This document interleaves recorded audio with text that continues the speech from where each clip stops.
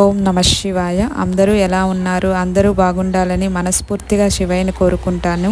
ఈ బాబు స్మైల్ చూడండి, ఎన్ని కోట్లు పెట్టినా కొనలేము.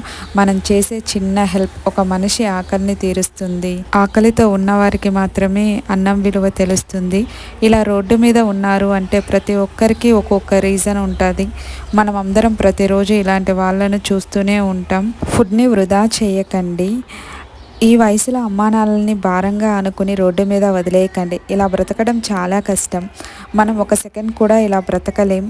మనం చేసే చిన్న హెల్ప్ ఒక జీవితాన్నే మార్చేస్తుంది. హెల్ప్ చేయడానికి రక్త సంబంధం మనం అనుకుంటే అందరూ మన ఫ్యామిలీ మెంబర్స్ కంటే ఎక్కువే అవుతారు. ఇలాంటి పరిస్థితి మనకు కూడా రావచ్చు. అలాంటి రోజు రాకుండా చూస్తారు. చాలా బాధ అనిపించింది.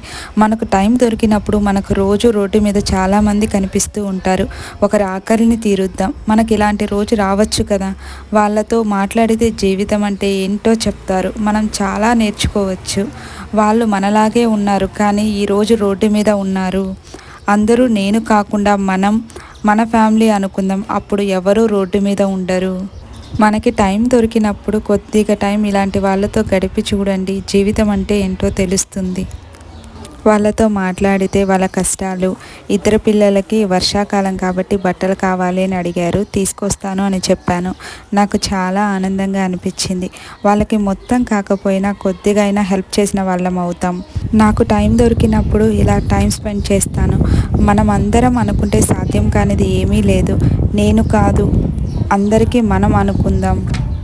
మనమందరం అనుకుంటే సాధ్యం కానిది ఏమీ లేదు. నేను కాదు, అందరినీ మనం అనుకుందాం. అందరూ బాగుండాలి అని శివయ్యను మనస్ఫూర్తిగా కోరుకుంటాను. మనమందరం మన ఫ్యామిలీ అని హెల్ప్ చేద్దాం. మన పిల్లలకి నేర్పిద్దాం. అన్నంని వృధా చేయకండి. మీ వీధుల్లో కనిపించిన వారికి పెట్టండి. దానంలో అన్నిటికంటే గొప్పది అన్నదానం. ఓం నమ శివాయ. మీకు నచ్చితే లైక్, షేర్, సబ్స్క్రైబ్ చేయండి.